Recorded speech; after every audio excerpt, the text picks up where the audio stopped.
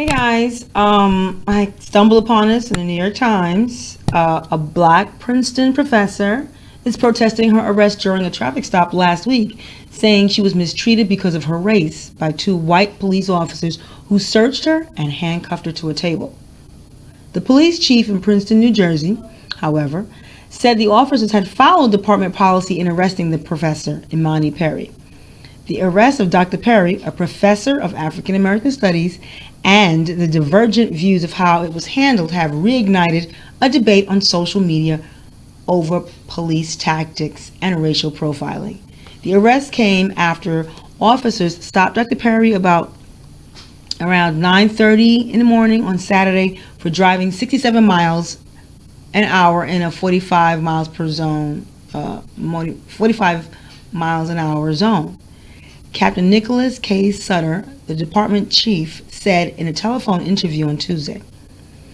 While Dr. Perry said in a message posted online that she was arrested over a single parking ticket, Captain Sutter said that the officers who stopped her, a man and a woman, learned during a routine check that her driving privileges had been suspended and a warrant had been issued for her arrest over two unpaid parking violations from 2013.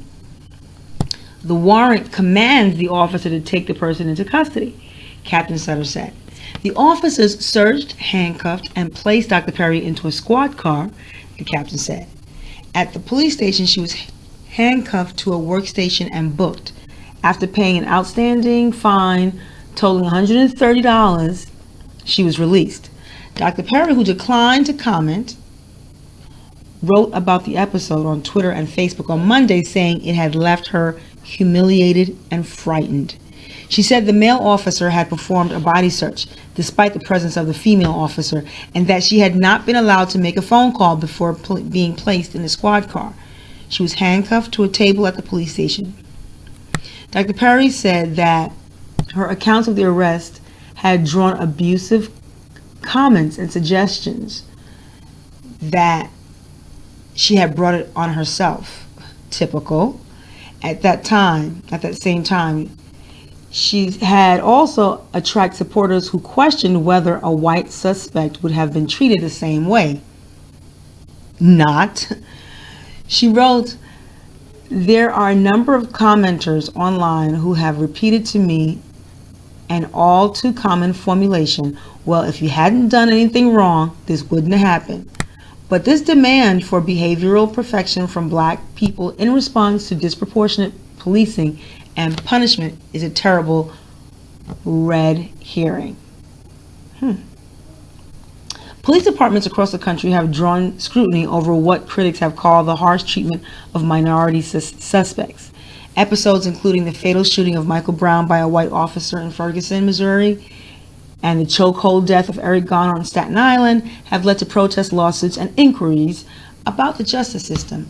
Another case that captured the national spotlight was the 2015 arrest of Sandra Bland, a black woman from Illinois who was pulled over in Texas in a routine traffic stop that escalated into a confrontation. Ms. Bland spent 3 days in a county jail before she was found hanging in a cell. Princeton has been the scene of racial unrest for the reasons in recent months, with students staging a sit-in at the university president's office in an effort to combat what they said were racial tensions on campus. Captain Sutter, who said that he had watched dashboard camera footage of Dr. Perry's arrest, said it did not show anything unusual. He said the male officer had checked the exterior of her clothing, meaning Dr. Perry's jacket and her pockets, and areas around her shoes. Asked whether the female officer should have searched Dr. Perry's, Captain Sutter said department policy did not require that female officers search female suspects. He said it would not be practical because the department had only 8 female officers. When we should, he added, we will look into the policy. During the arrest, Captain Sutter said Dr. Perry asked if she could text someone, and she was told she could not on the side of the road. Once at the police station, she was handcuffed to the workstation, he said. Every single person brought back here brought back there is secured while the officer is processing. He said, adding that exceptions were sometimes made if a suspect was injured in a way that made handcuffing unfeasible. He said he did not know how long Dr. Perry had been handcuffed to the bar, but that the process usually took 15 minutes. Dr. Perry posted bail, and after about an hour at the station, she was picked up by someone and left. I don't know what to sound in any way like I'm being defensive or arguing that Dr. Perry is not entitled to feel the way that she does, Captain Sutter said. We are part of a larger law enforcement community in our current times in law enforcement. Therefore, I understand how in this climate we can be perceived to be a microcosm of that. Dr. Perry said on Facebook that she was keeping the arrest in perspective and was not comparing it to others that had more dire consequences.